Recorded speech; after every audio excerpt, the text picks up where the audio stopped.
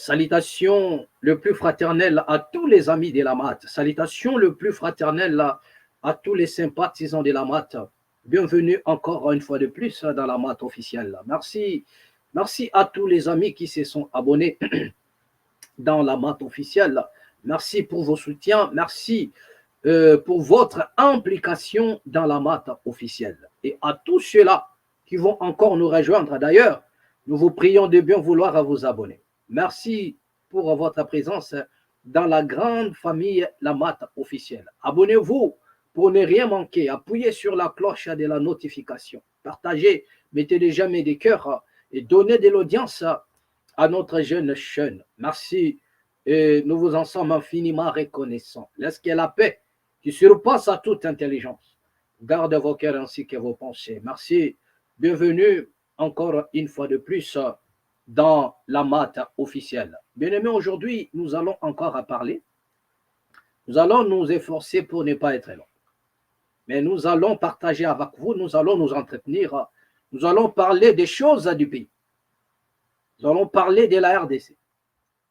Nous allons ici aujourd'hui parler du visite. En fait, nous allons un peu omettre notre pensée par rapport à ce qui s'est dit et en rapport avec la visite du président Félix Antoine Tshisekedi en France. Nous allons un peu donner notre point de vue. Voilà. Et nous allons ici aussi vous montrer la réflexion de certaines personnes ou certains Congolais par rapport toujours à cette visite. En fait, nous allons tourner autour du visite et des chefs de l'État. Et sur ces points-là que nous allons avoir un peu ou bien créer de petites issues pour vous proposer d'autres choses. Mais sans plus tarder, j'aimerais ici dire ceci à tous les amis qui me suivent dans la MAT officielle, à tous les amis et aux Congolais en particulier. Bien-aimés, vous savez, il y a une chose. Dès lors qu'on ne connaît rien, ou bien dès lors qu'on est prétentieux, dès lors que l'homme pense à connaître et qu'il ne connaît rien, bien-aimé, c'est vraiment une ruine.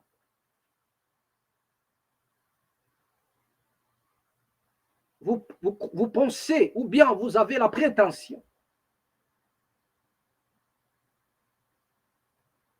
L'homme prétend connaître, alors qu'il ne connaît rien du tout. C'est la ruine de l'âme. C'est la pire honte que l'homme peut encaisser dans sa vie. Dès lors qu'il croit connaître, alors qu'en réalité, il ne connaît rien du tout. Mais nous sommes dans une nation où des gens prétendent connaître toujours. Tout le monde prétend connaître. Mais en réalité, les gens ne maîtrisent que dalle. Même ceux qui se disent, comment dirais-je, professeurs, universitaires, diplômés, lorsque vous essayez de zoncher leurs pensées, vous allez vous rendre compte que ces gens-là ne détiennent tout simplement des diplômes d'aliénation académique. Oui, des diplômes d'aliénation académique. Mais comment pouvez-vous expliquer en plein 21e siècle, là où la science court à une vitesse d'oiseau, à une vitesse de croisière, là où la technologie file, mais on continue à enseigner les gens, les élèves continuent d'étudier Diego Cao, qui a découvert l'embouchure du fleuve Congo. Cet enseignement continue jusqu'à présent au Congo. Il n'y a pas de réforme. Et c'est dans une telle nation on nous parle des intellectuels, on nous parle des professeurs. Il n'y a pas de réforme dans le système éducatif du Congo. Il n'y en a pas. Donc, ils ne savent même pas ce qu'ils peuvent faire. Commencer à gauche ou à droite. Il n'y a pas de réforme dans le système éducatif congolais. Il n'y en a pas. Il n'y a pas comment dire, le réforme. Le système éducatif congolais est archaïque, vraiment archaïque. On continue d'enseigner aux élèves la découverte de l'embouchure du fleuve Congo par Diego Cao, en plein 21e siècle.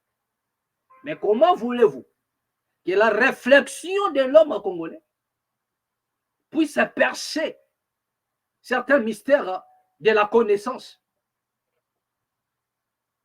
Regardez comment tout un peuple, le peuple est borné. Donc par là, vous comprendrez déjà. Ceux qui se disent intellectuels au Congo, ils sont eux-mêmes bornés. La raison pour laquelle vous ne trouverez pas quelqu'un qui se dit professeur.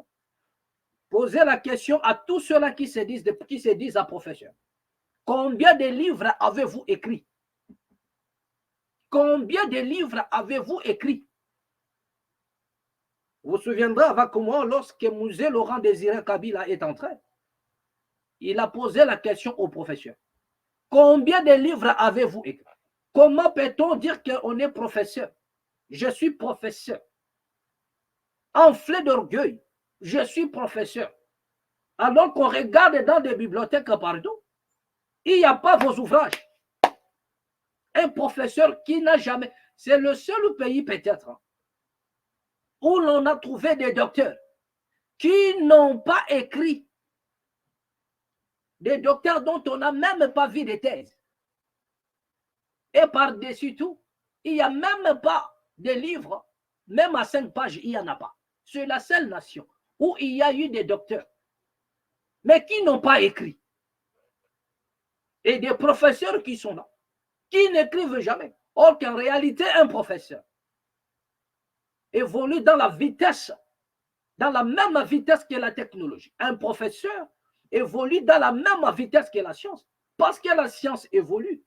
À chaque fois, il y a de l'innovation. C'est-à-dire qu'un professeur doit, à chaque fois qu'il y a l'innovation dans la science, un professeur doit se prononcer en réalité. Soit par écrit, par une expertise. C'est-à-dire qu'un professeur doit se prononcer.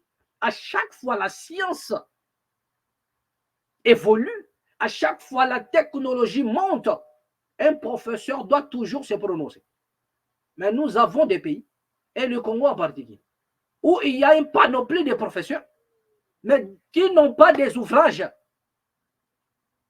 et qui continuent à enseigner la même chose qu'ils ont enseigné en 1990. En 1980, il y en a même d'autres qui ont essayé d'écrire un livre de 12 pages seulement. Un livre de 12 pages seulement. Depuis 80 jusqu'à nos jours, il n'a plus écrit, mais il se dit toujours professeur. Donc regardez-moi un peu, des gens qui détiennent des diplômes d'aliénation académique. Ça, c'est d'abord la première chose. Comment on peut dire que tu es professeur? Depuis 80, tu as écrit un ouvrage à 12 pages. Et depuis là, tu n'as plus écrit. Mais tu te dis professeur. Mais tu évolues comment? Mais la seule manière de nos professeurs d'écrire, de pouvoir écrire, c'est de rédiger des syllabus et de vendre aux étudiants. Voilà là où les professeurs écrivent. C'est-à-dire, ils n'écrivent même pas. Ils vont aller donner ça, je ne sais pas moi, quelque part. Ils vont taper des questionnaires et ce sont des syllabus qu'ils vendent. Voilà les écrits, voilà les livres écrits par des professeurs des universités au Congo. Ce sont des syllabus qu'ils remettent aux élèves moyennant quelque chose, aux étudiants moyennant quelque chose. Regardez la pire honte de la nation. Et c'est dans cette nation-là où les gens font des analyses même politiques. C'est dans cette nation-là où les gens prétendent connaître. C'est dans cette nation-là où les gens font des critiques à un niveau au cadre. Surtout lorsqu'il n'est pas aux affaires. Donc, tout ce que les autres y font, c'est mauvais. C'est lui qui connaît. Nous sommes dans ces nations-là. Mais pour comprendre la réflexion, regardez seulement le système éducatif du Congo. Regardez seulement l'enseignement du Congo. Est-ce qu'il y a des réformes? Est-ce qu'il y a des réformes? Il n'y en a pas. Regardez l'enseignement primaire et secondaire. C'est la même chose. Regardez l'enseignement universitaire, c'est la même chose. La raison pour laquelle, et même quand quelqu'un te dit professeur, lorsqu'il cite, il vous présente son CV, lorsqu'il te présente son parcours, ils vont vous citer les universités, soit de l'Europe. Tous ceux qui se disent à professeur, lorsqu'ils te parlent de son parcours, les universités qu'ils vont pouvoir te citer, ce sont des universités qui n'existent pas au Congo. Soit c'est en France, en Belgique, aux États-Unis, en Grèce, en Italie, je ne sais pas moi où, en Allemagne. Donc, dans leur expertise, dans leur parcours, les universités où ils ont fréquenté, c'est en Occident. Donc, c'est-à-dire, il est professeur, formé ailleurs, mais dès lors qu'il arrive chez lui, incapable de créer même des réformes. Incapable de créer les réformes dans le système éducatif congolais. Regardez-moi ce genre de professeurs. Donc, voilà l'état de l'homme congolais. Voilà, c'est ça. Donc là, je pose un peu le problème pour que vous puissiez déjà comprendre. Donc, ne vous en faites pas si la réflexion de l'homme congolais sort de gauche à droite et par-ci par. Mais il n'y a pas que le Congo. Je parle de l'Afrique. Mais le Congo en particulier. Je parle de toute l'Afrique, mais le Congo en particulier. Donc, c'est comme ça se passe. Rien ne change. Rien n'a changé. Rien n'a changé partout, c'est la même chose. Il y en a même quelques pays, 2 ou 3 comme ça, dont on peut mettre un peu à l'écart. Mais le reste, les oiseaux de la même plumage. Nous allons balancer la vidéo du président de la République. En plus, nous allons enchaîner avec une autre vidéo. Comme ça, vous verrez la réflexion des hommes, des gens qui prétendent connaître, des donneurs de leçons. Parce que moi, je suis en train de dire, dès lors que vous, même aux gens qui se disent, ah, voilà, je fais un combat. Mais dès lors qu'un combat se fait avec haine, automatiquement, vous quittez la légitimité, bien aimé. Vous quittez la légitimité. Lorsque vous critiquez quelqu'un, animé de la haine, non parce qu'il a mal fait, mais vous le critiquez parce que déjà au départ, de base à vous détester la personne, votre combat perd sa légitimité. Je réitère encore mes propos. Je dis ceci. Dès lors que vous combattez quelqu'un, soit politiquement, par des idées, ou vous le contredisez dans ce qu'il fait, si la personne fait mal, vous avez votre plein droit de le critiquer. C'est légitime. Mais dès lors que vous le faites, animé de la haine, automatiquement, comme des pédagogues disent ipso facto, vous perdez directement la légitimité dans votre combat. Et c'est ce que beaucoup de Congolais font. C'est-à-dire, ils font des critiques, mais par la haine, parce qu'ils détestent quelqu'un, parce qu'on les déteste, parce qu'on n'est pas de son courant politique. Donc, on doit les détester. Peu n'importe ce qu'il peut faire, tout va mal. C'est nous qui pouvons faire quelque chose. Ce que lui fait, c'est pas bon. Voilà la réflexion de l'homme politique africain et des Congolais en particulier. C'est ça. C'est comme ça ça se passe. C'est comme ça ça se passe. Mais nous sommes en train de poser les problèmes ici dans la maths pour faire comprendre à tout le monde qu'on ne doit pas combattre quelqu'un animé de la haine. Mais lorsque votre combat est légitime, bien aimé, faites vos critiques ou bien combattez la personne légalement dans des voies légaux, combattez la personne. Mais n'ajoutez pas le dose de la haine. Sinon, vous allez corrompre même votre combat et ressembler à la personne à qui vous combattez. Donc, vous serez tous les deux les oiseaux de la même plumage. Ça, je crois que ceux qui prônent la spiritualité aussi connaissent. Ils vont se reconnaître dans ce que je suis en train de dire. Regardez un peu la vidéo du président de la République en France. Puis nous allons enchaîner avec une vidéo où vous verrez un jeune en train de faire des analyses. Et nous allons aussi entrer seulement dans les analyses de ces frères-là pour voir s'il a raison ou bien il est tombé dans le piège de personnes bornées. Regardez la première vidéo. Cher Et Félix, les vidéos mesdames, que messieurs tout le les monde ministres, a. mesdames, À messieurs suivre. les ambassadeurs, mesdames et messieurs en vos grades et qualités, je veux d'abord vous redire tout le bonheur que nous avons de vous avoir en France.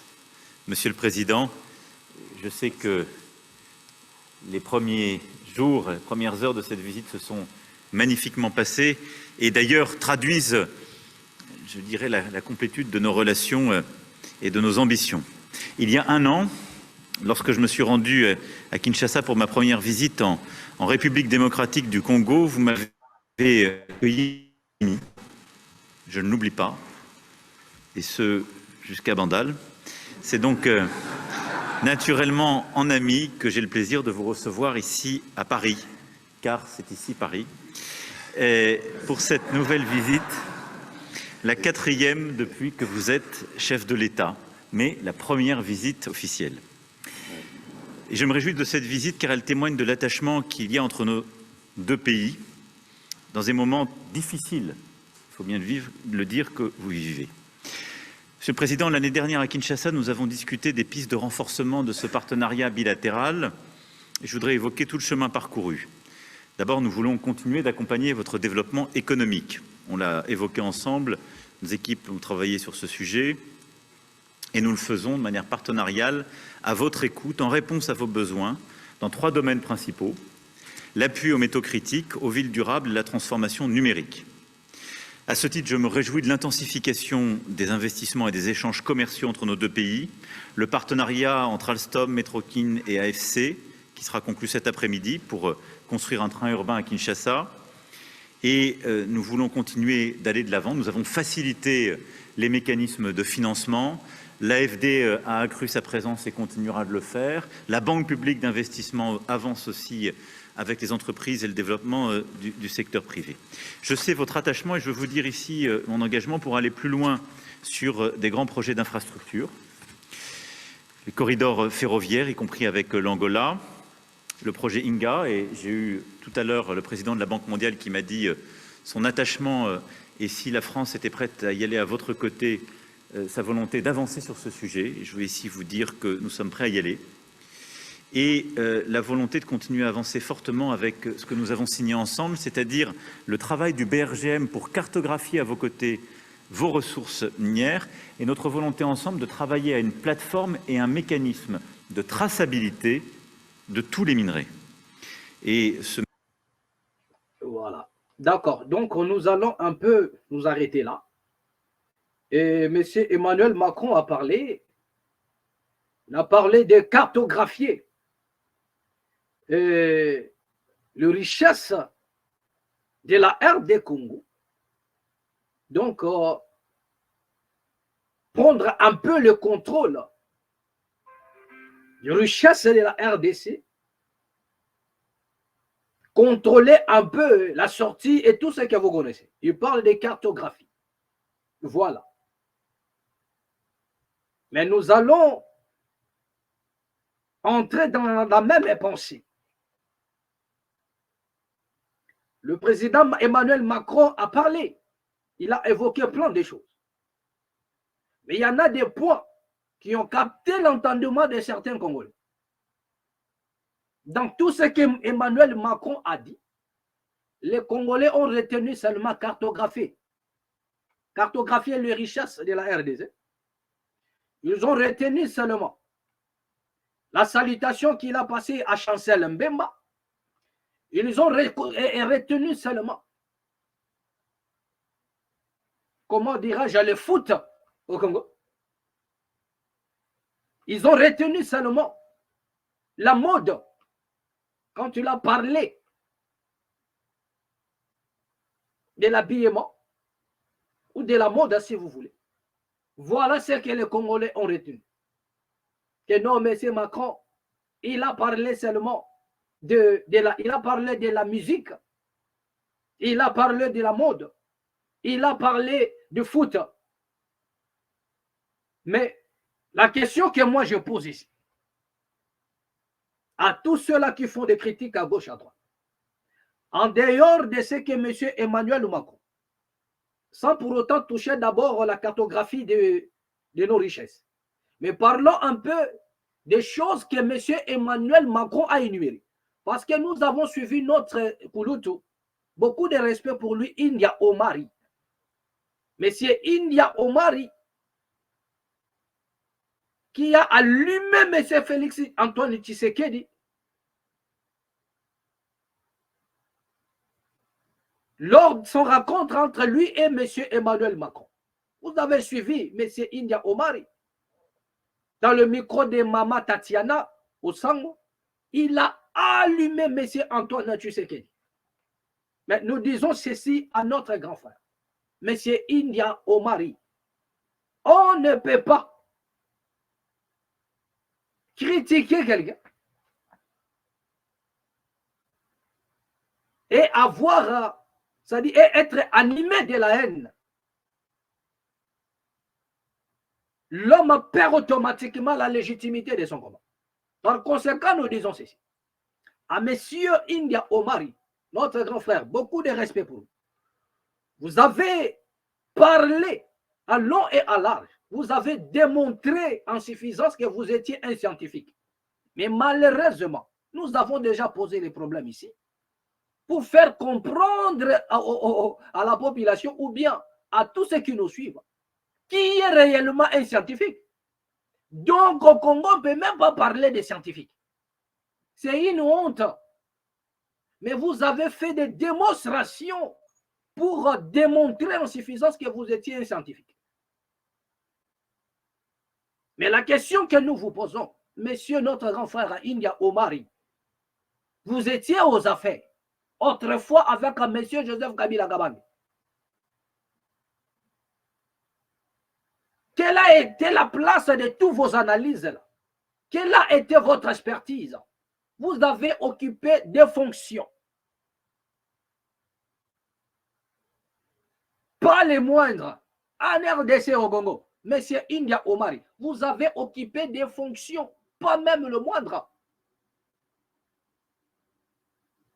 Mais qu'est-ce que vous avez donné aux Congolais? Vous étiez aux affaires avec M. Joseph Kabila Kabange. Nous ne disons pas que tout ce qu'il a fait était, voilà, n'était pas bien. Mais seulement, à un moment donné, les Congolais ne voulaient plus de M. Joseph Kabila. Le peuple avait aussi de quoi à reprocher à M. Joseph Kabila. Mais où était votre expertise là? Lorsque vous démontrez avec une forte énergie que vous êtes un scientifique, voilà ce que le président aurait pu faire. Voilà ce que M. Emmanuel Macron a fait. Ils ont humilié le président. Tout le monde la même chose. Ils ont humilié le président. Ils ont humilié le Congo. Ils ont humilié. Mais posons-nous la question. Est-ce qu'à l'époque de Joseph Kabila, le Congo était honoré? Est-ce qu'à l'époque de Joseph Kabila, le Congo était un paradis? Nous ne disons pas que M. Kabila n'a pas fait aussi de bonnes choses. Il y a de quoi à dire bravo à M.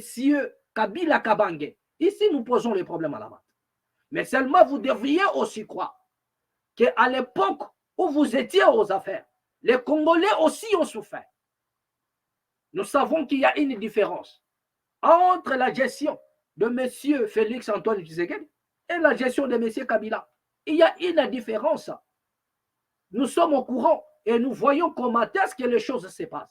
Aucun Congolais n'est dupe. Dans notre conscience, nous savons. La différence, elle est palpable.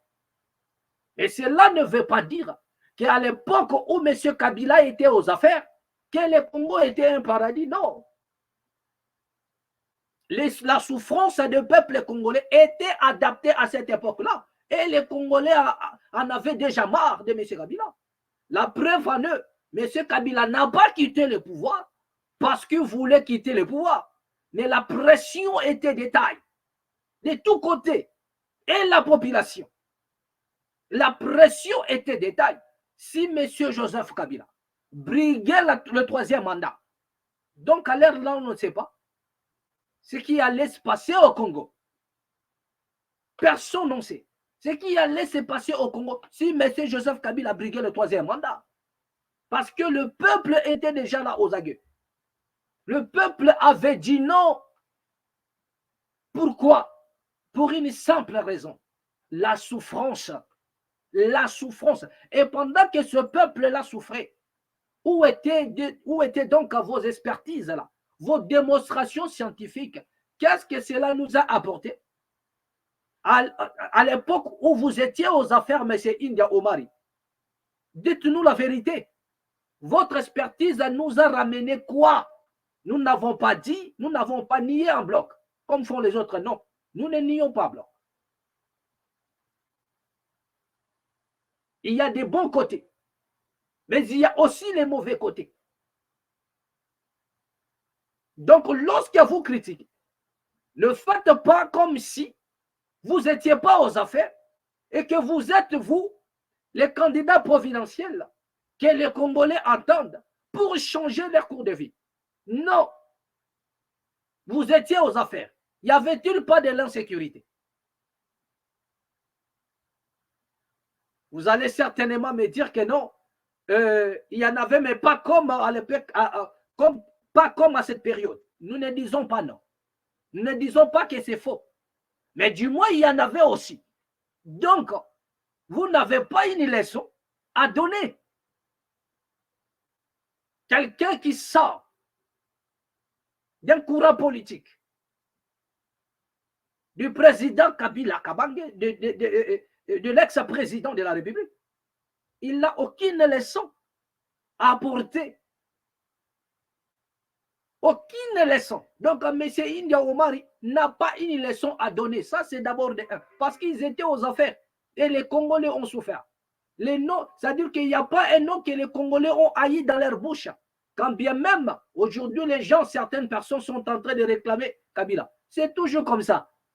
À un moment donné, lorsque Mouzé Kabila est rentré, et comme les gens étaient, voilà, ne supportaient plus les choses qui s'est passées parce que Kabila avait dit, voilà, nous allons consommer maintenant Congo. Nous allons consommer la nation. Nous allons consommer nos propres produits. Il a arrêté l'histoire d'importation. Et les Congolais n'avaient pas, comment dirais-je, ils n'étaient pas habitués à serrer la ceinture. Ils ont pleuré Mobutu en disant Mobutu Bando Kenda, loso na loso, passi na passi. Donc ils ont aussi pleuré Mobutu. Donc c'est normal. Ça, c'est dans la routine de l'homme congolais. Ce n'est pas parce que les Congolais ont cité votre nom que vous étiez meilleur à votre époque. La sincérité en soi n'étant pas une garantie de la vérité. Est-ce que M. Kabila à son époque, il était le meilleur? Y a-t-il pas eu des trucs bizarres à son époque? Il y en a aussi. C'est-à-dire qu'il y a aussi de quoi à juger. Mais ne soyez pas prompt à condamner ce que font les autres. Il y a des choses à condamner et il y en a des choses à regarder d'abord et voir ce qui va se produire après. Ne soyez pas prompt à bondir. S'il y a des actions qui vont peut-être donner des retombées demain, vous comprenez? Donc c'est ça. Le président s'est lancé. Il est allé officiellement en France, soit il a signé des accords. Mais nous n'avons encore rien vu. Il n'y a pas encore eu de retombées. Mais par quelle, comment dirais-je, chimie, par quelle magie vous anticipez déjà pour voir que tout est échec? Par quelle magie vous avez anticipé pour voir que non, c'est de l'échec? Mais non. Vous pouvez prévoir, mais ne pas être absolu. On peut prévoir, mais ne pas être absolu. Mais dès lors que vous apparaissez, vos sorties médiatiques, vous êtes absolu. Vous êtes absolu. Or, vous n'avez pas besoin d'être absolu. Soyez relatif dans vos propos. Parce qu'on ne sait pas. Personne n'a encore vu de retombées. Donc, par conséquent, le jugement le plus absolu n'a pas sa raison d'être. Ça, c'est la deuxième des choses. C'est que nous, à retenir cela, à retenir. Et retournons dans ce que M. Macron a parlé. Lorsqu'il a parlé de la musique, lorsqu'il a parlé de l'habillement ou bien des usines pour voilà, faire, je ne sais pas moi, la couture, lorsqu'il a parlé de la musique ou bien de football, Les gens ont critiqué. Non, voilà Macron, tout ce qu'il trouve bon de dire, c'est de parler de... Mais qu'est-ce que nous proposons? Macron ne peut pas vous dire ce que... C'est-à-dire, Macron, il ne peut pas faire le programme à votre place. Si vous n'avez pas un programme pour la nation, si vous n'avez pas un plan pour votre nation, ce n'est pas Macron qui va faire ça. Et en dehors de ce que Macron a cité, qu'est-ce que nous proposons? Est-ce que Macron s'est trompé? En dehors de la musique, en dehors du foot, en dehors de vêtements, s'habiller cher, tout consent, qu'est-ce que nous proposons au monde? Aujourd'hui, le Congo est réputé dans quoi? N'est-ce pas dans la musique? Nous sommes réputés dans quoi? N'est-ce pas dans l'habillement? Nous sommes réputés dans quoi? N'est-ce pas dans les choses de foot? C'est-à-dire, à chaque fois, je vous dis dans la maths, nous sommes un peuple passionné à la distraction. Donc, ce dont nous proposons au monde, c'est notre distraction. Et voilà pourquoi les autres, ils ne peuvent que relayer la même chose. Vous voulez que Macron parle de quoi? Il n'est pas le chef de l'État du Congo. Vous-même, vous proposez que la distraction. Vous proposez la musique. Vous proposez comment Macron arrive au Congo, vous les ramenez à Bandel pour boire des petits castels. Mais c'est-à-dire, vous avez transmis quoi dans la pensée de Macron? Macron, il est là dans son rôle diplomatique. Même l'humour fait partie aussi d'une dimension politique. Donc, ce que Macron fait partie de la politique. Mais il est en train juste de relayer ce que le Congo propose au monde. Donc, ne tenons pas rigueur premièrement à Macron. Pourquoi? Parce que c'est ce que le Congo propose. Il est allé à Brazzaville. Il est allé au Gabon. Pourquoi on ne l'a pas amené dans un coin pour boire? Nous avons vu le tour que Macron a fait. Macron a fait le tour de l'Afrique centrale. Il était en Afrique centrale. Il a fait un tournée. Mais c'est l'unique pays où il est descendu et on l'amène dans un coin pour aller boire. C'est l'unique pays. On l'a amené. Mais dès lors qu'il descend au Rwanda, on l'amène où? Mais comment voulez-vous que d'autres personnes vous proposent ce qui n'est même pas dans votre pensée? Ce qui n'est pas le fruit de votre... Oh voilà, il nous parle.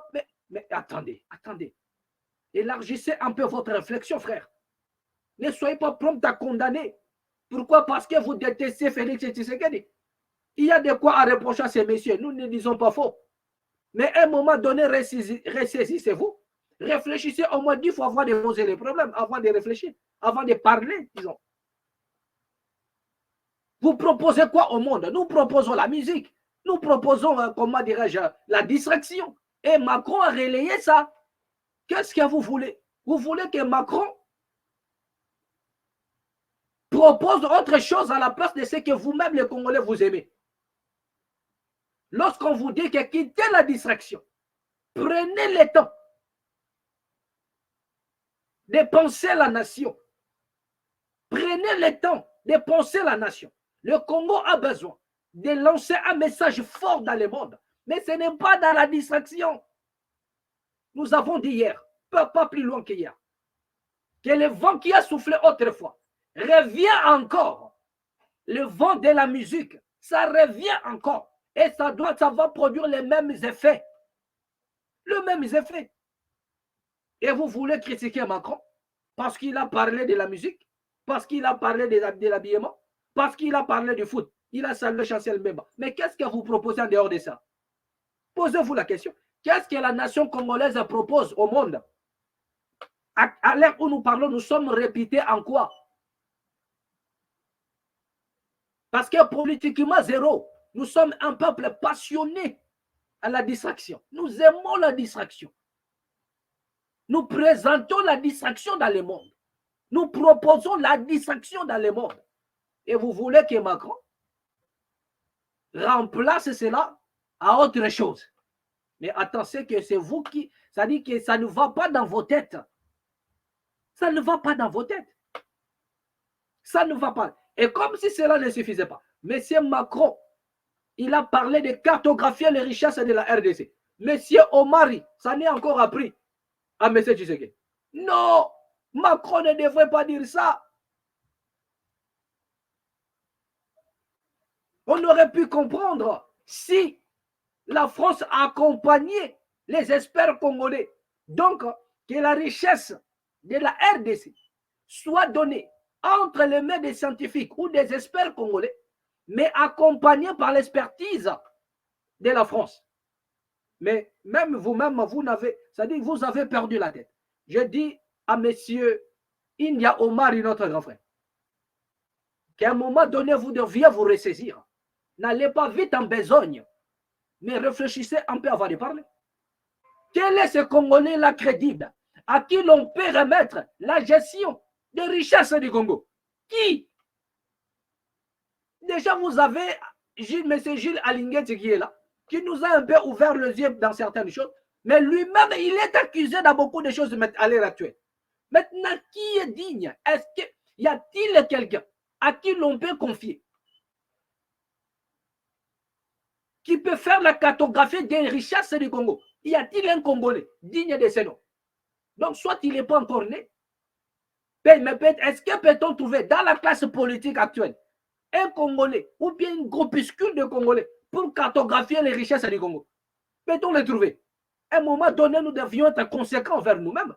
Avant de juger Macron, retournons d'abord en interne et regardons, y a-t-il une personne? Y a-t-il quelqu'un? Parce qu'elle est daddy, elle est politicien. Et je ne sais pas, c'est-à-dire tout le monde est dans le même sac. Et la réponse est sous vos yeux. Déjà, vous avez des personnes qui font des détournements colossaux, des deniers publics. Comment quelqu'un, un fils du pays, on lui donne un secteur pour gérer, il détourne tout. Il détourne tout. Et on lui pose la question, il commence à tergiverser. Ça, c'est pas ça, Congo. Les détournements au jour le jour. Et déjà, ils ne sont pas inquiétés. Et c'est dans une nation pareille, vous allez nous parler de cartographie comment dirais-je, des richesses du Congo. C'est-à-dire que Macron a mal fait de dire que non, la France va cartographier les richesses du Congo. Il a fallu que les Congolais puissent cartographier. C'est-à-dire que, mais citez-nous d'abord les noms de ces Congolais-là. Déjà, je vous parle des petits secteurs là où ils sont nommés. Un Congolais, on lui donne un petit poste. Déjà, vous ne trouvez rien dans la caisse de l'État. Des politiciens ce sont des ennemis des billets de banque. Ils n'aiment pas voir des billets de banque dans la caisse de l'État. Il faut les vider. Donc, la caisse de l'État doit être vide. Et comme si cela ne suffit pas, vous ajoutez encore la responsabilité de contrôler les richesses du Congo. Mais attends, c'est pour que cet homme-là puisse vendre le Congo. C'est pour que il n'est pas encore là. Lorsqu'on n'est pas sérieux, dans les moindres des choses, on ne le sera jamais dans les grandes choses. Lorsqu'on vous confie des petits secteurs et vous n'arrivez pas à gérer, vous détruisez tout, vous détournez tout et vous voulez qu'on vous remette et vous voulez maintenant cartographier les richesses de la RDC. Mais vous n'avez pas honte. Vous n'avez pas honte. Tant que vous allez proposer la honte à l'échelle mondiale, tant que le Congo va proposer la distraction au monde, tant que le Congo va proposer l'insuffisance sur le plan intellectuel, tant que les Congolais, les politiciens congolais vont jouer au moins sérieux sur l'échelle mondiale, vous n'aurez pas le contrôle de ces richesses. Donc, à un moment donné, vous ne deviez pas vous apprendre à Macron, mais vous deviez vous apprendre à vous-même. C'est les conséquences de votre moins sérieux. C'est les conséquences d'être moins sérieux. Vous êtes moins sérieux. Vous détruisez votre propre nation. Aujourd'hui, l'ennemi du Congo, mais c'est les Congolais d'abord. Si vous aimiez le Congo, avec des responsabilités qu'on vous confie, vous allez développer des secteurs. Une nation comme le Congo, entourée par des eaux, traversée par des eaux, entrecoupée par des eaux, en plein 21e siècle, il doit faire des forages. Mais ça, c'est une honte interplanétaire. Mais les pays qui n'ont pas voilà, comment dirais-je, qui n'ont même pas de rivières, mais ils n'ont pas de forage. Est-ce qu'à Dubaï, les gens vivent de forage? Mais est-ce qu'il y a l'eau là-bas? Mais en plein 21e siècle, un pays entrecoupé par des fleuves, dont les rivières ont une grande dimension, plus que même le fleuve d'autres pays, des autres pays. Mais c'est dans ce pays-là où le peuple doit vivre maintenant dans le forage, en plein 21e siècle. Mais ça, c'est une honte qu'on a infligée à la RDC. C'est une honte qu'on a infligée à la République démocratique du Congo, qui ne dit pas son nom. Une honte à un niveau au cadre. Et nous sommes loin. Le pays est tellement loin. Je ne sais pas si les Congolais sont en train de réaliser la honte. Le pays est tombé plus bas. Un pays comme le Congo, avec ses richesses, entrecoupé par des fleuves, doit vivre du forage en plein 21e siècle. Mais attends, on se pose la question. Est-ce que nous méritons le Congo au travers de nos dirigeants? Est-ce que nous méritons réellement le Congo?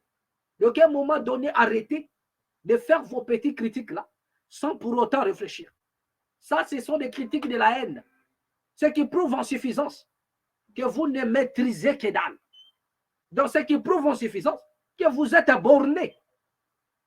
Mais vous êtes en train de critiquer parce que vous n'êtes pas aux affaires. C'est cela. C'est parce que vous n'êtes pas aux affaires. Chacun y voit le mal dans tout ce que tu sais qu'il fait. Les gens ne voient que le mal. Oui, c'est bien beau de critiquer. Nous ne disons pas qu'il ne faudrait pas critiquer. Mais critiquer aussi des choses critiquables. Ne critiquez pas des choses dont on ne peut pas critiquer. Et pensez gagner le combat. Non.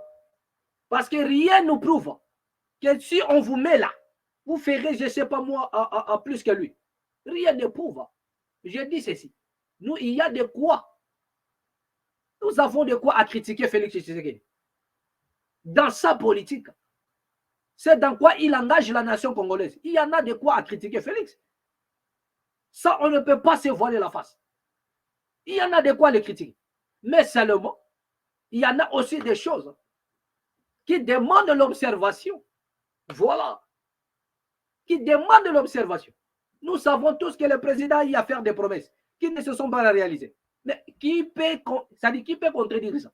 Le président a fait des promesses et il n'a pas réalisé. Tous les Congolais, ils le savent. Tous les Congolais, ils savent. Les accords que le président a signé lui avec le Rwanda ou bien machin pour donner l'or du Congo, être raffiné au Rwanda, tout ça. Tous les Congolais les savent. Tous les Congolais les savent. Personne ne pourra poser un démenti. C'est-à-dire qu'il y a eu des choses que le président a fait où les Congolais peuvent les critiquer. C'est légitime. Et nous ne parlons pas de ça. Je dis bien, nous ne parlons pas de ça. Il y en a des choses, c'est-à-dire qu'on peut critiquer Félix à beaucoup de choses. Mais là, nous sommes appréciés dans ce que nous sommes en train de dire. Par rapport à la visite du président Tshisekedi en France et des propos tenus par Emmanuel Macron. Parce que tout le monde ne fait que... C'est-à-dire les gens, ils sont en train de parler. Mais ça prouve en suffisance que ici, là, c'est limité. Hein? Voilà. Parce qu'il y en a des personnes qui parlent parce qu'ils se sont retrouvés dans un milieu politique. Et c'est pourquoi ils parlent. Mais il y en a aussi des personnes qui sont dotées d'une intelligence. Et ils parlent parce qu'ils sont d'abord nés intelligents. Et la différence, c'est dans les analyses que vous allez comprendre. Que celui-là, il parle parce qu'il se retrouve dans ces milieux. Mais celui-là, il parle parce qu'il est né tout d'abord intelligent. Et il met d'abord l'intelligence en avant. C'est comme ça. C'est comme ça. Donc moi, je posais la question ici. À qui peut-on remettre cette responsabilité de cartographie, les richesses de la RDC Congo? Qui? Mais essayez de le faire. Vous allez voir. Toutes ces richesses-là sortiront par le Rwanda, par Kasumbalesa, de gauche à droite. Et le Congo n'aura toujours rien. Le preuve en est, c'est dans le secteur que vous gérez. On vous donne un secteur, vous n'arrivez même pas à développer ce secteur-là. Tout est par terre. Tout est par terre. On vous donne l'économie, les Congolais sont toujours là en train de grincer les dents. On vous donne, je ne sais pas moi, l'administration publique, vous êtes là, les Congolais, on vous donne le gouvernorat, vous êtes là. Donc, tu es un gouverneur de la ville, qui trouve des poubelles, il laisse les poubelles. Donc, tout ce qui intéresse, c'est bouffer l'argent. C'est comme vous avez vu dans les vidéos où la maman du nouveau gouverneur en train de festoyer. Donc, avoir un poste politique au Congo devient une bénédiction. Avoir un poste politique au Congo devient une bénédiction. Alors que c'est une lourde charge. Servir une nation. Avez-vous vu cela dans quel pays? Au monde. Mais nous sommes en plein 21e siècle, à l'ère actuelle, où le Congo est dans les problèmes. Mais c'est là où vous voyez les familles de tous ceux-là qui deviennent soit députés, soit, je ne sais pas moi, gouverneurs, faire des publications sur les réseaux sociaux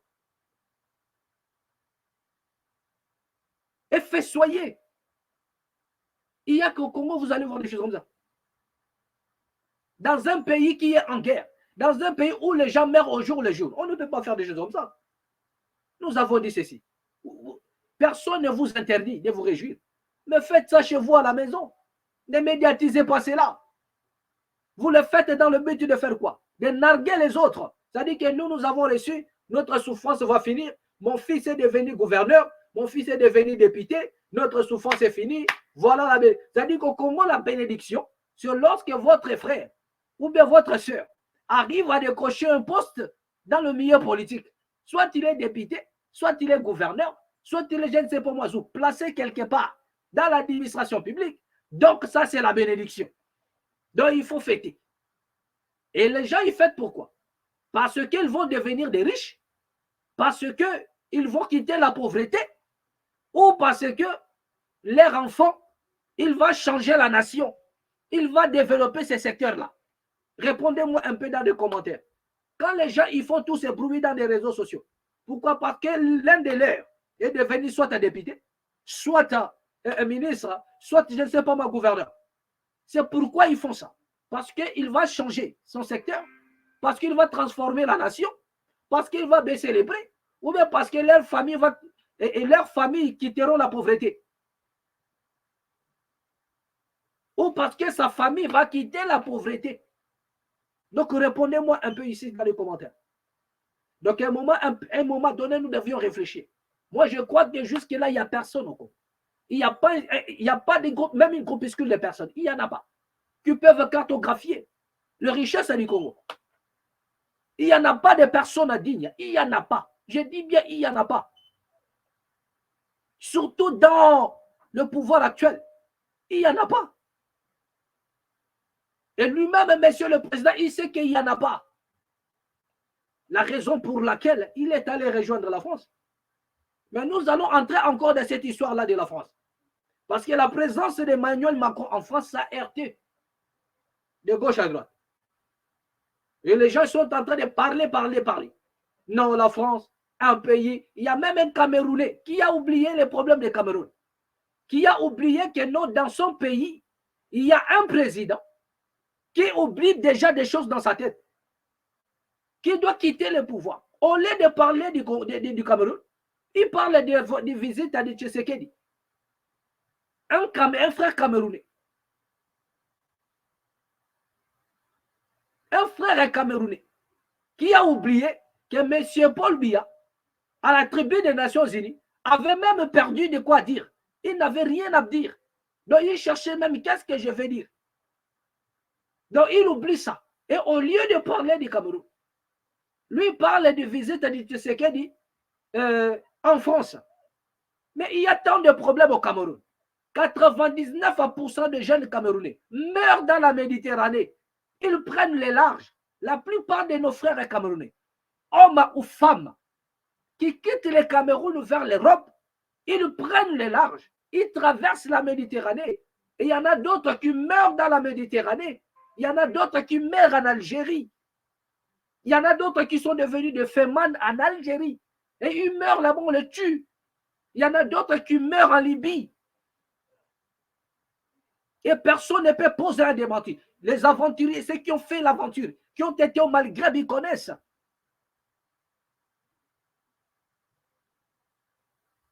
Et je ne parle pas ainsi pour humilier qui que ce soit. Nous étions tous à l'aventure. Je suis aussi un aventurier. Je fus un aventurier aussi. Même si l'aventure ne finit pas.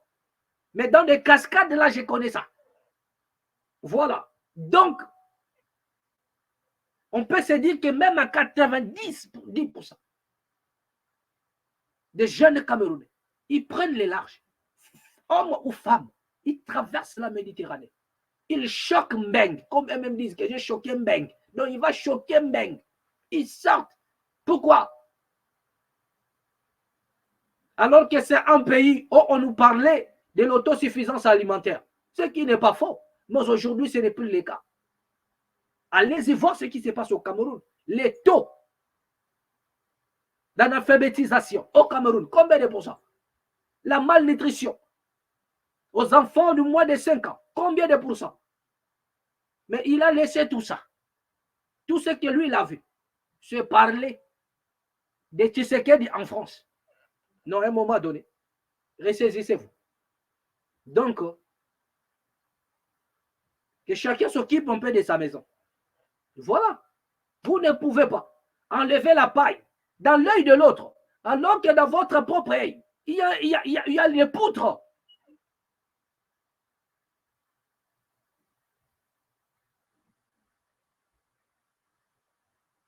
Donc, cela n'a pas de sens.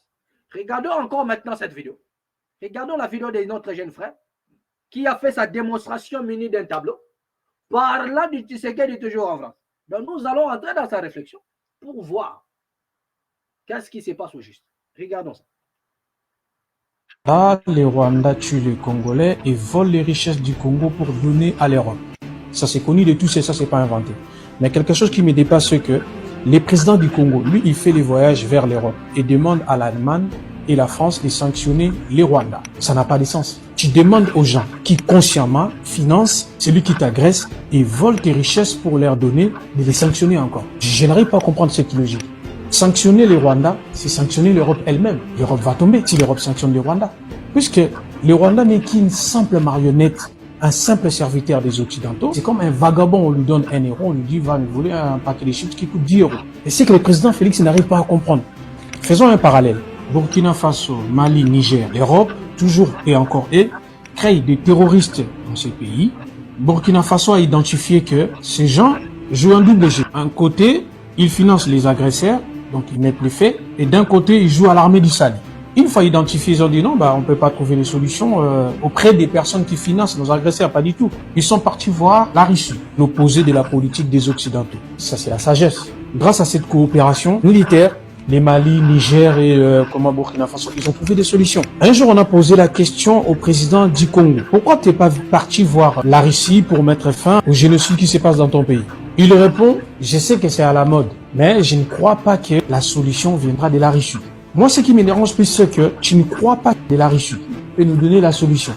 Mais tu viens auprès, tu t'accroches, tu reviens auprès des gens qui financent ton agresseur, donc celui qui t'agresse, qui tue ton peuple et qui vole tes richesses pour leur donner en retour.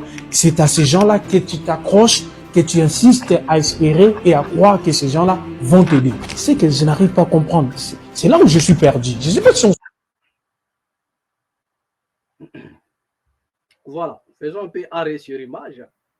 Bien-aimés, vous avez suivi la démonstration de notre frère. Vous avez suivi la démonstration de notre frère. Mais moi, je dirais humblement à notre frère d'aller sur TikTok et faire des commentaires, soit sur la musique, comme ils en ont l'habitude.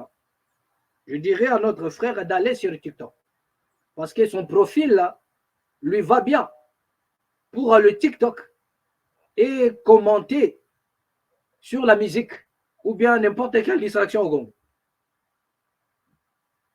Mais quant à la politique congolaise, je te demanderai, mon ami, humblement, de laisser tomber cette affaire. Voilà, notre frère, il est là muni de son tableau. Croyant faire, c'est ce que j'appelle une prétention. Et c'est ce qui nous anime, les Congolais. prétend connaître. Il prétend connaître. Regardez ce que le frère fait. C'est-à-dire, il ramène même un tableau pour créer une démonstration. Comme si lui, il maîtrisait la diplomatie plus que Tshisekedi. Donc, dès lors qu'il est, c'est-à-dire lorsqu'il parle, hein, c'est comme si lui, il maîtrisait les affaires de l'État plus que monsieur le président Tshisekedi. Quand notre frère est en train de faire sa petite démonstration de pacotille, donc c'est comme si lui, il maîtrisait les engins politiques plus que Tshisekedi, comme si lui, il maîtrisait les acteurs politiques du monde plus que Tshisekedi. La sincérité en soi n'étant pas une garantie de la vérité, c'est un adage.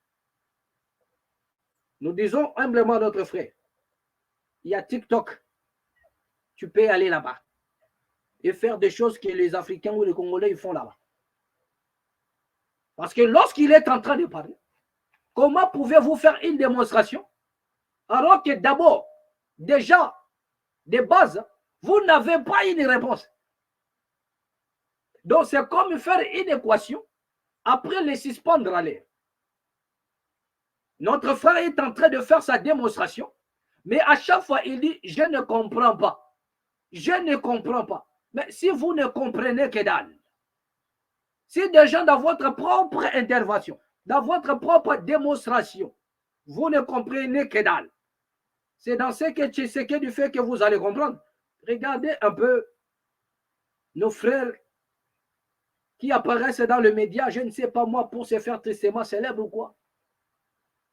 C'est déjà votre propre démonstration. Vous n'arrivez, parce qu'à chaque fois il parle, il dit, donc je ne comprends pas. Mais déjà, vous ne comprenez que dalle. Dans votre propre démonstration, dans votre propre équation, vous n'avez pas la réponse. Mais comment pourriez-vous comprendre ce que Tshisekedi est en train de faire? Parce que vous devriez en principe comprendre d'abord votre propre équation avant de comprendre ce dont monsieur le président est en train de faire, sa diplomatie. Mais nous n'allons pas seulement vous tenir rigueur, nous nous rendons compte que vous ne faites pas les bois. Donc vous prétendez connaître, mais en réalité, c'est TikTok qui est votre place. Voilà ce que nous nous disons. Il a parlé. Non, comment est-ce que Tshisekedi peut demander à l'Allemagne, à la France, à l'Union européenne de condamner le Rwanda alors que c'est les communautés internationales, c'est l'Union européenne qui soutiennent le Rwanda. Donc, vous demandez aux ennemis du Congo de compter. C'est-à-dire, il a tout mélangé. Tout mélangé.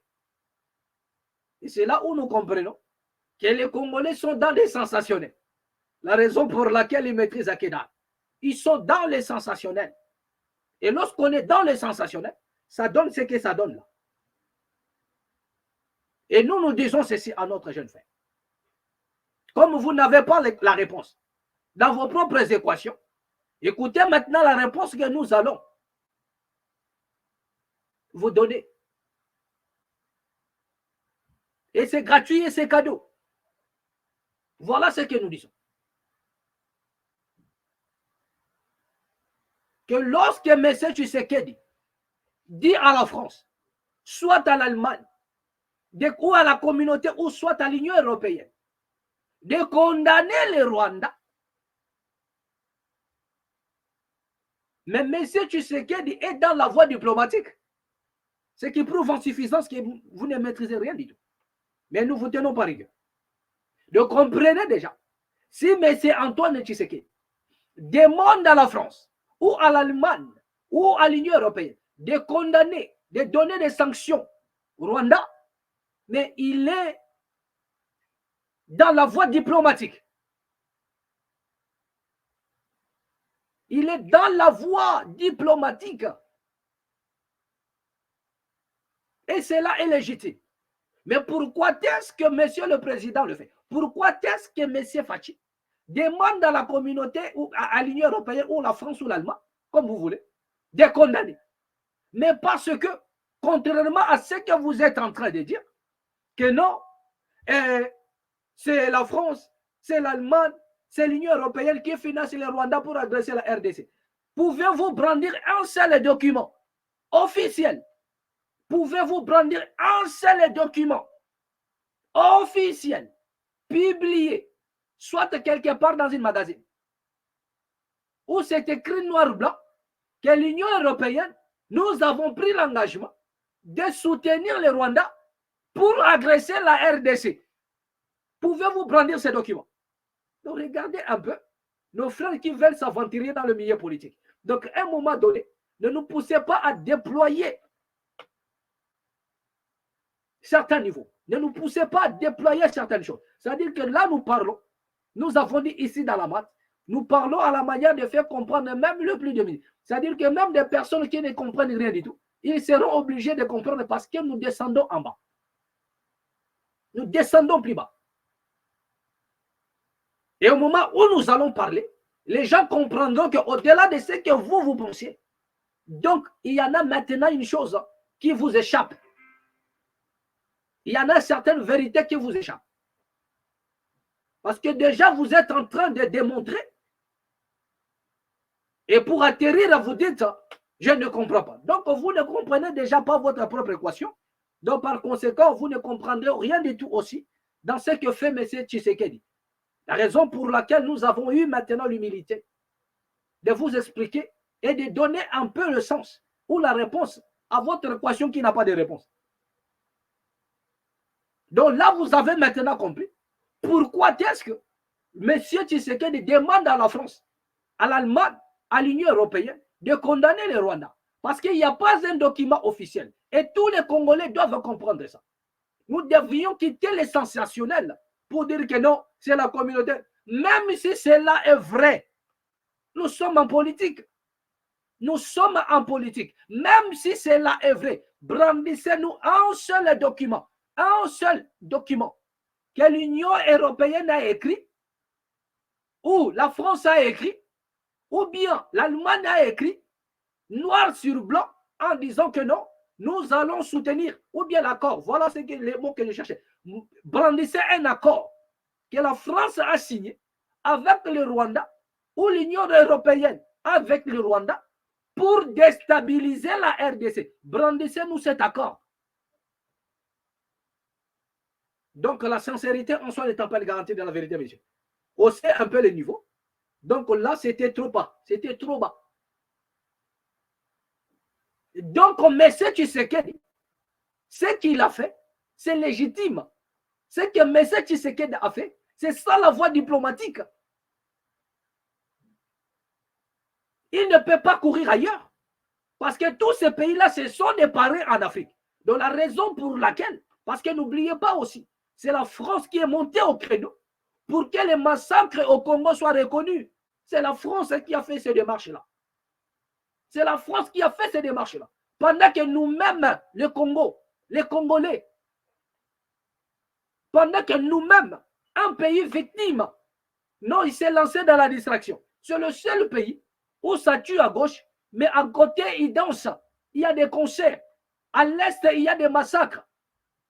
Mais les gens se précipitent pour aller remplir le stade des martyrs. Vous avez suivi lors du concert d'un musicien congolais qui a évolué au stade des martyrs, qui a livré un concert au stade des martyrs. À la veille de ces concerts-là, on a tué les gens à l'est. Mais cela n'a pas empêché au Congo d'aller remplir le stade et de faire des bruits inutiles dans la ville de Kinshasa partout dans le monde. Rien du tout. Et vous voulez venir ici, créer votre petite démonstration de pacotille. Et je ne sais pas moi, mais attendez. Le président Félix a saisi la France, a saisi l'Allemagne ou l'Union européenne. Ça, c'est légal. Et puis, c'est diplomatique. Il a choisi la voie diplomatique pour saisir l'Union européenne ou soit la communauté internationale, si vous voulez. Parce que vous ne pouvez pas brandir un document officiel ou un accord que la France a signé avec le Rwanda ou l'Allemagne, ou soit l'Union européenne, que nous allons financer le Rwanda pour attaquer la RDC. Il n'y en a pas. Nous disons ceci. Même si c'est ça, même si c'est ce qui se passe, mais officiellement, il n'y en a pas. C'est ça, c'est que vous devriez comprendre.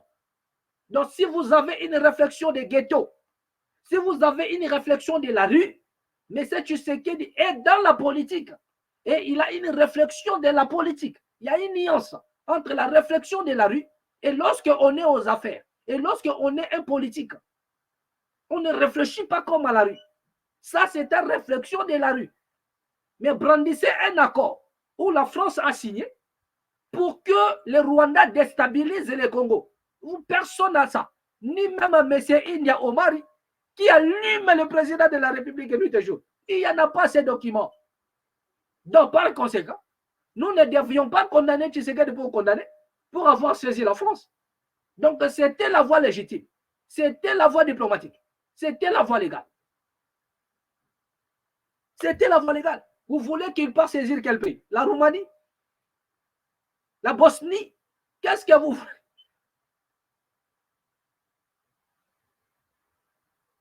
Qu'est-ce que vous voulez? Et après, ce que tu dois comprendre encore.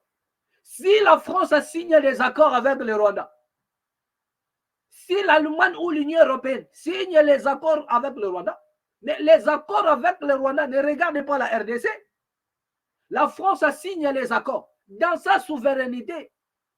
Cela dépend de leurs échanges entre la France et le Rwanda.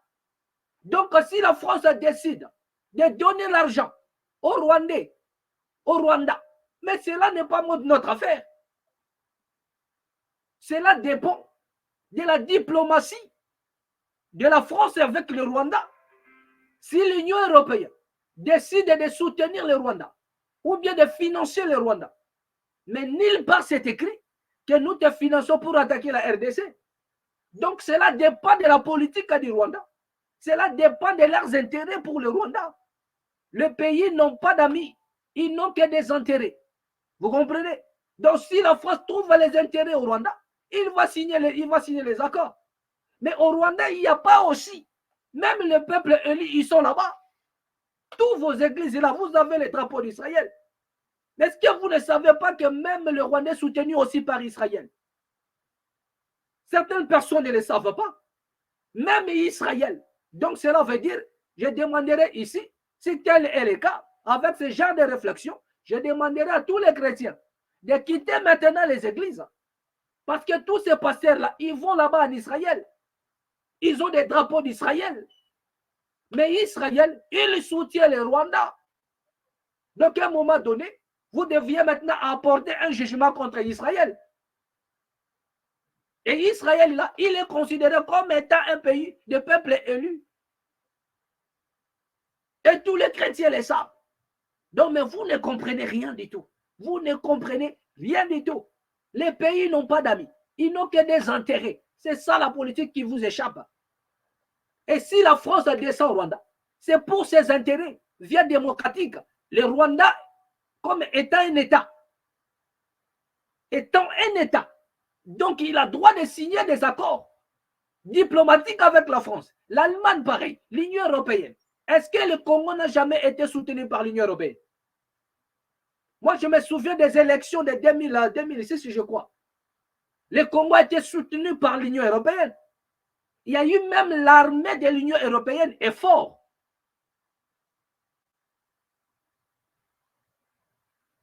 Si je m'abuse comme ça, il y a un nom comme ça, si c'est effort ou quoi. Il y a l'armée de l'Union européenne qui est descendue pour soutenir des choses au Congo. Donc nous sommes, le Rwanda n'est pas le seul pays à être soutenu. Mais vous devriez comprendre tout d'abord que les nations, les États n'ont pas d'amis, n'ont que des intérêts.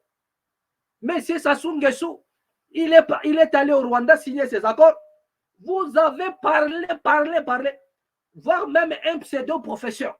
Il a insulté M. Ochombe. Il a insulté Sassou Nguesso. Après un moment donné, le monsieur s'est ressaisi. Il est revenu à lui-même. Il a demandé pardon encore. Mais attends, si M. Ochombe, M. Sassou Nguesso, signe ces accords avec le Rwanda. Quel est le problème de la RDC? Nous devions d'abord, au-delà des suspicions, de suspecter le Rwanda, nanani, nanana, le Congo-Brazzaville, au-delà des intentions, au-delà de nos émotions, nous devions d'abord comprendre que le Congo est légitime. C'est un État souverain qui a droit de signer ces accords. S'il trouve ses intérêts au Rwanda, c'est-à-dire que rien ne peut lui empêcher.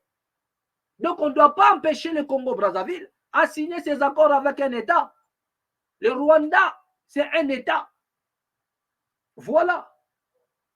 Et c'est les retombées de ces accords-là qui va maintenant nous pousser soit à réagir. Si cela affecte la RDC, si les accords signés par le président Sassou Nguesso apportent un mauvais vent en RDC, c'est là où nous allons réagir. Nous allons réagir. Mais nous ne devions pas être comme des charlatans parce qu'il a signé l'accord avec le Rwanda. Après, nous allons monter au créneau, commencer même à insulter le président Sassou. Mais attendez, qu'avez-vous vu? Il a signé les accords, il a engagé le Congo, il a engagé son pays via les intérêts qu'ils ont à partager avec le Rwanda. Mais attendons voir les retombées. Attendons voir les retombées. Si les retombées soufflent un mauvais vent au Congo, nous allons réagir. Là, ce serait légitime pour nous de réagir. La raison pour laquelle nous attendons aussi voir les retombées. Pourquoi nous sommes en train de réagir par rapport aux accords signés entre la Grande-Bretagne et le Rwanda? Parce que le Rwanda n'a pas d'espace chez lui. Il se plaint. Tous ces petits pays qui sont aux alentours, Rwanda, Burundi, Ouganda, ils se plaignent de l'espace. Et nous avons vu d'autres présidents de ces coins-là qui ont réclamé des terres au Congo. La raison pour laquelle nous avons compris que les accords entre le Rwanda et la Grande-Bretagne pour l'immigration, c'est pour déstabiliser le Congo, la partie est. Donc, nous avons des indices qui nous poussent à le dire. Mais ne venez pas ici, parce que le Rwanda ou l'Union européenne a soutenu, vous pouvez brandir un seul document où l'Union européenne a écrit que nous soutenons le Rwanda pour déstabiliser la RDC. Je dis, même si c'est cela, même si c'est ce qui se passe en coulisses, mais sur le plan légitime, sur le plan diplomatique, y a-t-il une décision comme ça? Y a-t-il, je ne sais pas moi, un accord? Voilà. Y a-t-il un accord signé comme cela? Il n'y en a pas. Donc, s'il n'y en a pas, gardez un peu votre bande. Gardez un peu votre bande, soit allez-y dans TikTok. Et M. Tshisekedi a dit, tout le monde veut aller chez Poutine. Mais il a bien parlé, messieurs. C'est à la mode. Mais est-ce que la solution viendra de Poutine? Est-ce que Poutine connaît même l'Afrique? Est-ce qu'il connaît les problèmes des Africains? Et à l'heure où nous sommes en train de parler, les personnes qui sont matures ont compris que c'est un combat entre eux. Ils se battent maintenant en Afrique parce qu'ils disputent l'Afrique. Ils disputent les matières premières. Ils veulent les matières premières en Afrique. Vous avez vu au Centrafrique, Poutine est parti là-bas via son armée, comment dire, parallèle Wagner. Vous avez vu ça? Mais qu'est-ce qui s'est passé après? Les autorités centrafricaines commencent à se plaindre de la présence de Wagner maintenant. Ils commencent à se plaindre de la présence de Wagner. Qu'est-ce qui a changé là-bas? Qu'est-ce qui a changé en République centrafricaine? Qu'est-ce qui a changé là-bas? Si vous êtes véridique. Les Mali, au Mali, qu'est-ce qui a changé au Mali? Et à l'heure, nous sommes en train de parler entre le Mali et la Mauritanie. Il y a un, ça ne va pas. Personne peut, il y a certaines personnes qui ne le savent pas. Qu'il y en a des tensions entre le Mali et la Mauritanie via l'insécurité qui règne là-bas. Et la Mauritanie accuse le Wagner. Mauritanie accuse Wagner. Donc il y en a des abus qui se font à la frontière.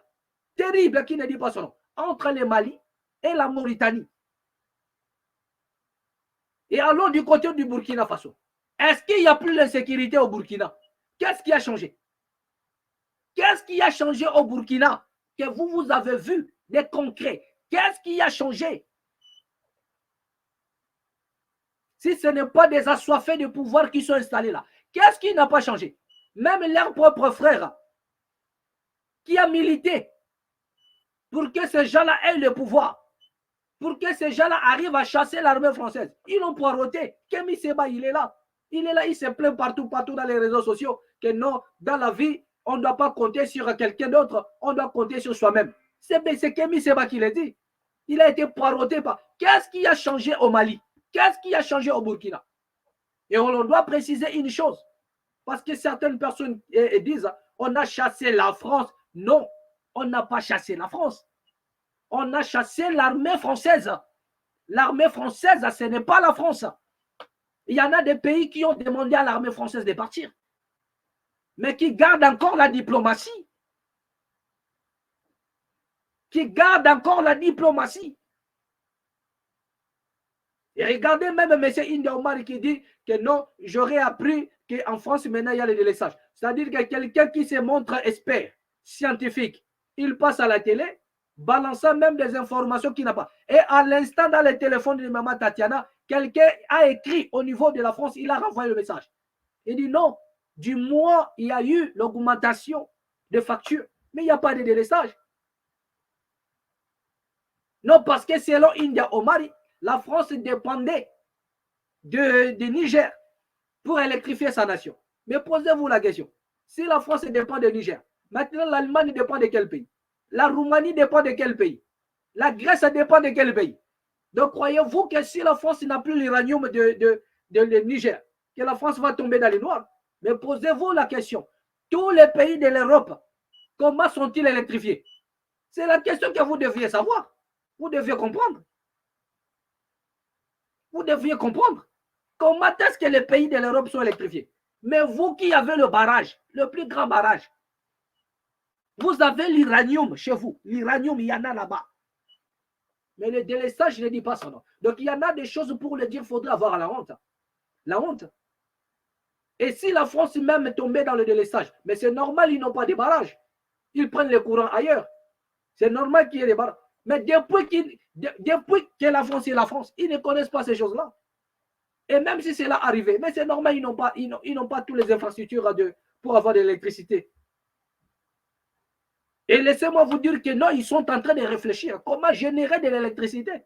Et ils finiront par avoir leur propre électricité. Parce que c'est la science, c'est la technologie. Et ils continuent d'avancer.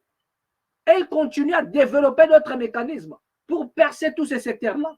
Après un moment donné, ils deviendront indépendants. Et voilà. Mais vous allez rester là avec le deuxième grand barrage de l'Afrique, mais dans les noirs, avec un pays qui est traversé par des câbles. Et quand les câbles sont coupés, les gens ils meurent. Mais ils n'ont pas l'électricité. Comment expliquer ça? Il y a la pluie, les câbles tombent et les gens ils sont électrifiés.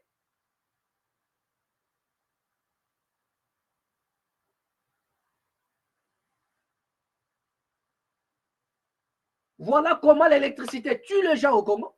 Mais les gens ils sont dans les noirs. Il y a un câble qui est coupé et qui tombe dans l'eau. Voilà, les gens ils sont morts. Mais les mêmes personnes qui sont mortes, mais ils n'ont pas le courant, ils sont dans les noirs. Mais comment s'il y avait le courant? S'il y avait le courant, comment est-ce qu'ils sont dans les noirs alors? Essayez un peu d'expliquer ça, au lieu de sauter loin, de donner d'abord de fausses informations que vous n'avez pas de preuves. C'est la honte même de M. India Omar de dire que non, j'aurais appris. Vous avez appris. Vous êtes un scientifique. Relayez, venez avec des infos claires et nettes. Ne venez pas avec des infos, je ne sais pas moi, supposées. Et après, il a compris qu'il était contredit. Il commence à changer, à tâtonner maintenant. Oh non, mais voilà, regardez. Hey. Mais en dehors de cela, qu'on se le dise, tous ces gens-là qui font des bruits, ils ont des papiers. Ce sont des résidents, soit en France, soit en Belgique. Donc, ils sont là en train de faire des bruits inutiles. Soyez d'abord sincères envers vous-même. Venez rendre les papiers que vous avez reçus en France. Venez rendre les papiers que vous avez reçus en Belgique. Venez rendre les papiers. Que la plupart de ces politiciens-là, ils ont des papiers de l'Europe. Ils ont soit la nationalité, soit ils sont des résidents en France ou en Belgique. Mais c'est la France qui sont en train de critiquer. Mais posez-vous la question.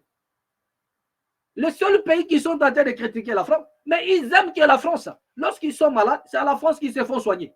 Mais attends, lorsqu'ils sont malades, ils viennent se faire soigner qu'en France. Ils envoient leurs enfants pour aller étudier, la plupart des gens, en France ici. C'est en France qu'ils envoient leurs enfants dans la plupart des cas. Mais c'est la même personne qui critique la France. Déjà, le pays comme le Congo, qui vit grâce à sa diaspora, mais la diaspora qui vit en France, c'est la diaspora française qui fait vivre même le Congo. Mais il critique la France. Oui, il y a de quoi à critiquer la France. Nous ne disons pas faux. Dans la maths, nous posons les problèmes. Il y en a de quoi à critiquer la France. Il y en a des endroits où, c'est-à-dire que où il y a l'implication de la France, on doit critiquer. Mais on ne doit pas mettre des critiques à des gauches partout, en besogne parce qu'on n'aime pas la France. Non. Et les gens qui font ce genre de choses habitent en France. Ils aiment la France. Leurs femmes et leurs enfants, ils sont en France. Leurs enfants, ils sont scolarisés en France. Lorsqu'ils tombent malades au pays, ils courent vite en France. Lorsqu'ils ont besoin, ils ont des petites vacances, c'est en France qu'ils viennent passer leurs vacances. C'est en France qu'ils viennent faire leur shopping. C'est en France qu'ils viennent... Mais attendez, de quoi parlez-vous? C'est en France ici. Il y en a des pays qui ont demandé à l'armée française de partir. Mais ce n'est pas tous les pays qui ont chassé la France. Ils ont demandé à l'armée française. Oh, le Sénégal. Le Sénégal n'a rien fait. Le Sénégal n'a rien fait contre la France, non. Le Sénégal a dit non, nous allons continuer avec nos partenaires. Mais dans la légalité, il a seulement appelé à l'ordre. Mais il n'a pas chassé la France. C'est l'armée française au contraire. Où il y en a des pays, certains pays ont demandé à l'armée française de partir. Mais depuis qu'ils sont partis, est-ce qu'il y a-t-il pas de l'insécurité? Il y a un moment donné, avant de faire ce genre de vidéo, faites vous-même l'expertise. Faites vous-même l'expertise de tout ce que vous êtes en train de dire. Est-ce qu'au Mali, il n'y a plus de l'insécurité? Au Burkina, il n'y a plus de l'insécurité. Est-ce que vous regardez même des infos? Comment est-ce que les Burkinabés c'est-à-dire qu'ils sont pris en otage de gauche à droite? Est-ce que vous ne regardez pas des infos? Comment est-ce qu'il y a des Maliens qui sont pris en otage de gauche à droite? Est-ce que vous ne regardez pas des infos? Depuis que l'armée française est partie. Ce qui se passe là-bas. Qui le fait maintenant? Depuis que la Russie est là-bas. Mais le président Fachi a dit, je ne pense pas que la solution c'est la Russie. Parce que la Russie, M. Tshisekedi a compris, la Russie n'est pas là pour sauver l'Afrique. Il est là aussi pour ses intérêts. Il est temps pour lui de sucer aussi les mamelles de l'Afrique comme les autres. Mais pourquoi ces gens-là ne migrent pas en Russie? Pourquoi ils ne vont pas en Russie? Même Kémy Seba, ça dit que la France a tenté de lui ravir le passeport. Il a commencé à pleurer partout. Mais vous critiquez la France. Mais remettez les documents français. Allez-y vivre chez vous. Il commence à se plaindre partout. Il commence à pleurnicher partout. Il commence à pleurer partout. Mais comment pouvez-vous critiquer une nation et détenir en même temps le papier de cette nation-là? Autant mieux remettre, parce que vous avez notre pays. Vous avez un autre pays. Ne disons pas que la France est un pays parfait. Il y en a de quoi à critiquer la France. Nous connaissons les implications de la France dans certaines choses. Mais à un moment donné, il faudrait faire la part des choses. Il faudrait faire la part des choses. Ne mélangeons pas les choses parce que nous détestons tel pays. Nous détestons la France malgré que nous vivons en France. Parce que si vous détestez une nation, il est hors de question que vous vivez dans cette nation-là. Il ne sera pas bénéfique pour vous. Ça, c'est ce qui est même spirituel. Vous ne pouvez pas détester une nation et vivre dans cette même nation-là. C'est-à-dire que vous êtes en train de vous attirer vous-même des malheurs ou une malédiction. Autant mieux quitter, allez-y dans le pays qui vous plaît. Il y en a des gens qui soutiennent à Poutine, mais ils ne veulent pas aller vivre en Russie. Ils veulent vivre en France et bénéficier de tous les droits de la France. Regardez un peu le paradoxe. Donc cela relève à dire une malhonnêteté même intellectuelle. Relève d'une malhonnêteté même de la conscience personnelle. Donc c'est tromper sa propre conscience. Mais est-ce que cela est possible? Donc ça finit dans le ridicule. Vous comprenez? Donc c'est un peu ça. Il n'y a aucun document officiel où la France a signé pour dire que nous signons un accord avec le Rwanda pour attaquer la RDC. Cela n'existait pas, frère. Donc ça, ce sont des rumeurs de la rue. Donc nous devions combattre ça dans la rue. Mais pas dans la diplomatie. Non, ça n'existait pas. La raison pour laquelle le président est allé en France. Le problème est maintenant. Attendons voir maintenant les retombées. Ne prenons pas seulement la France avec une ancienne image où il a été, où l'on a demandé à l'armée française de quitter. Mais qu'est-ce qui ne dit pas que la France a changé? Et si maintenant, les accords du président de la République avaient des retombées un peu positives, que diriez-vous maintenant? Donc, restez un peu tranquille. Il n'y a que des imbéciles qui ne changent pas. Qu'est-ce qui ne dit pas que la France aussi a appris de ses erreurs du passé? Qu'est-ce qui ne dit pas que la France aussi a besoin de redorer son image? De donner maintenant une impression, de changer un peu, d'améliorer un peu son témoignage dans le monde. Qu'est-ce qui ne dit pas qu'il pourra faire quelque chose pour la RDC? Nous ne sommes pas pessimistes à un niveau au cadre, non. Nous ne pouvons pas être pessimistes. Parce que tout peut changer. La France peut décider à redorer son image au travers peut-être de la RDC. Qui sait? Attendons voir des retombées avant de poser nos critiques sur ce que le président de la République a fait, frère. Est-ce que vous avez compris? La solution, ce n'est pas la Russie. La Russie ne connaît rien de l'Afrique, il ne connaît pas l'Afrique. Mais la Russie aussi veut sa part du gâteau. Il veut sa part du gâteau. Tous les pays, le Congo, tous ces pays-là ne sont pas les premiers pays à être soutenus par la Russie. Il faut consulter l'histoire. Il y a de la Guinée qui a été soutenue par la Russie. Pendant combien de temps? Il y a aussi l'Angola. Mais qu'est-ce que la Russie a changé là-bas? Qu'est-ce que la Russie a fait? Consultez le nombre de pays qui ont été soutenus par la Russie, même dans le monde. Il y a Bachar al-Assad, la Syrie, a été soutenue par Poutine lui-même. Mais qu'est-ce que Poutine a fait? Regardez l'état aujourd'hui de la Syrie. Regardez la souffrance qu'il y a en Syrie maintenant. Mais qu'est-ce que Poutine a fait pour la Syrie? Il y a des tout. Il profite des circonstances pour vendre les armes. Pour vendre ses armes. La plupart des Kalachnikov que nous utilisons en Afrique, mais ce sont les armes de l'ex-ancien soviétique, comment dirais-je, de l'ex-IRSS. Union soviétique, l'ex-IRSS, ce sont ces armes-là qu'on nous vend en Afrique. Tous les rebelles qui achètent ces armes-là, ils l'achètent toujours. Mais n'est-ce pas chez Poutine? N'est-ce pas en Russie? Ils connaissent bien à quoi va servir tous les armes, tous les calanches qu'ils vendent. Il a vendu des Kalachnikov aux rebelles pour déstabiliser au Congo, le Congo, l'Afrique. Donc il a aussi contribué au travers, comment dirais-je, le commerce d'armes, à vendre les armes de l'Union soviétique, de l'ex-URSS, aux rebelles. Parce que c'est, disons, parlons clair, le Kalachnikov, ce n'est pas une arme française, non. Ni même anglaise ou bien allemande, non. C'est russe. Mais comment se fait-il que non, même les rebelles, ils sont des Kalachnikov? Comment se fait-il? C'est l'Union soviétique, c'est l'ex, toutes ces armes-là, ils les vendent en Afrique. Et ils s'en foutent de ce que ces armes-là vont faire en Afrique. Les rebelles, ils viennent, ils vendent. Lorsque les rebelles viennent, donc ils savent que non, ces rebelles-là, ils vont aller déstabiliser une nation. Ils leur vendent des armes.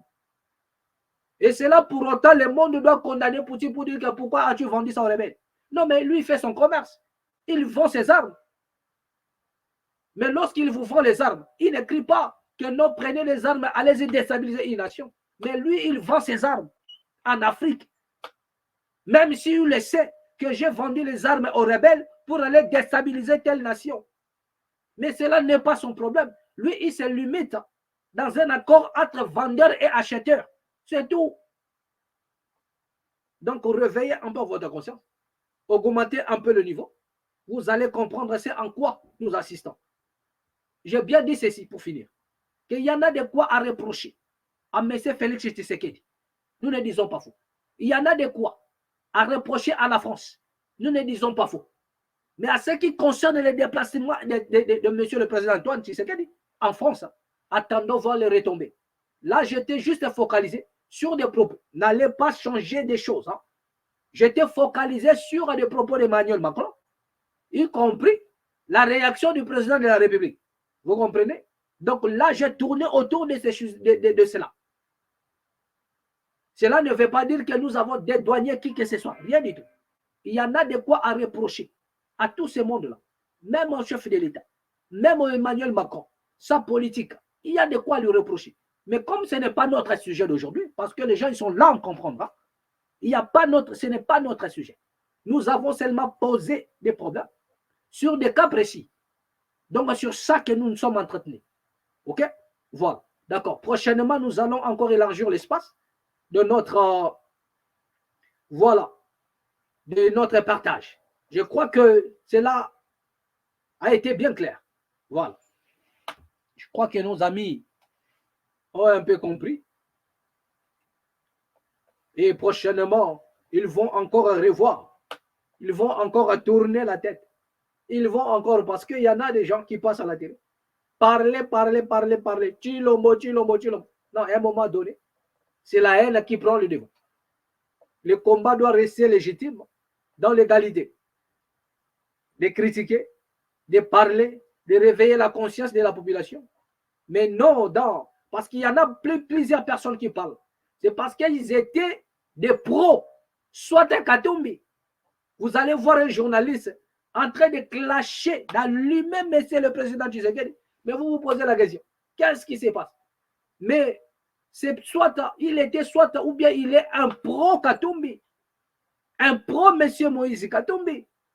Donc tellement monsieur Moïse Katumbi n'a pas pris le pouvoir, donc pour lui l'espoir s'est envolé. Et avec la rage, la colère, obligé d'allumer le président Tshisekedi.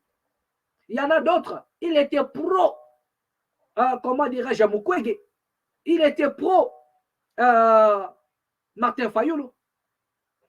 Et comme ces gens, et comme tous ces candidats n'ont pas réussi à récupérer le pouvoir, donc ils sont animés, leurs partisans animés de la colère, obligés d'allumer.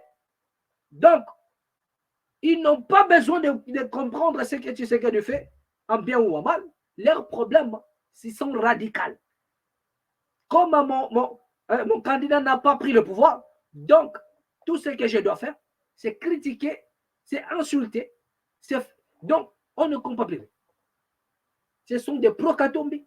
Ce n'est pas mauvais. Vous avez choisi votre camp. Mais ce n'est pas de cette manière-là on le fait. Même M. Katumbi, de là où il est, il va peut-être regarder. Peut-être à cause des miettes qu'il vous donne. Mais en réalité, lorsque ces hommes politiques-là se croisent, ils se moquent de tous ces communicateurs-là. Ils se moquent de tous ces gens-là qui font du bruit dans les réseaux sociaux. Ils font le bruit. Ils savent là où ils ont commencé. Ils savent là où ils peuvent se croiser. Voilà. Ils savent là où ils peuvent se croiser. La raison pour laquelle vous tombez comme des moustiques. Et c'est considéré comme état de dégâts collatéraux. Donc ne soyez pas dans la liste des dégâts collatéraux pour avoir soutenu qui que ce soit. Là, nous ne parlons pas en prophète, mais seulement nous essayons de réveiller votre intelligence. Nous avons posé les problèmes dans la maths officielle. Merci à tous ceux-là qui nous ont suivis. Abonnez-vous. Partagez cette vidéo au maximum. Nous vous prions de bien vouloir vous abonner, augmenter la mercure. Abonnez-vous, chers amis, appuyez la cloche. Et vraiment, nous vous les demandons humblement. Abonnez-vous. Abonnez-vous. Abonnez-vous dans la maths officielle. Partagez cette vidéo au maximum. Et à nous revoir prochainement. Au prochain numéro. Amen.